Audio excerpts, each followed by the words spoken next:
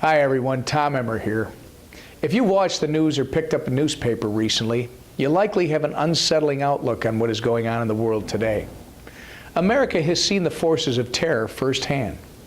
Nearly 15 years after the attacks of September 11th, we've seen war and supported increase in defense and intelligence spending. Unfortunately, the threat of terror is still very real. In the face of Iranian aggression across the globe, the rise of the Islamic State, and civil wars dragging on without end, attacks on our allies, and attacks right here in our homeland, the American people are rightfully demanding that their government do everything to ensure that national security remains the top priority. People across the country want and deserve their safety to be at the front of our minds every day, and it is. Like you, I believe nothing is more important than the safety and security of the American people. That's why at the end of last year, I co-sponsored and voted for the American Security Against Foreign Enemies Act of 2015, also known as the SAFE Act. This legislation would implement a system of unanimous certification for every refugee from Iraq and Syria to ensure that our enemies are not able to take advantage of our nation's refugee system.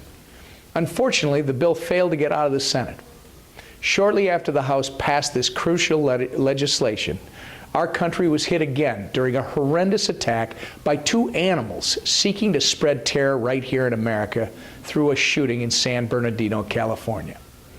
It's clear that more needs to be done to protect American citizens and this great country we live in. It's time for this madness to end.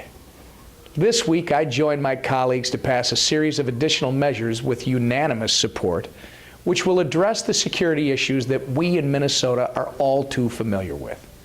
The legislation will require the administration to review and work to combat the terrorist recruitment process occurring right here in the United States. Additionally, the administration would be forced to identify gaps in our security to ensure we prevent terrorists like the ones in San Bernardino from getting to the United States in the first place. From day one, we've stood strong to ensure that our federal government continues to protect American citizens and our homeland.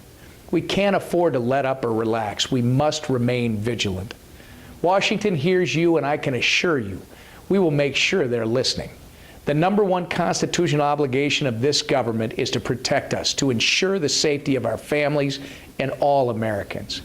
Again, I don't intend to accept anything when it comes to persons looking to enter in our country that's going to put you or I or anyone else in America at risk.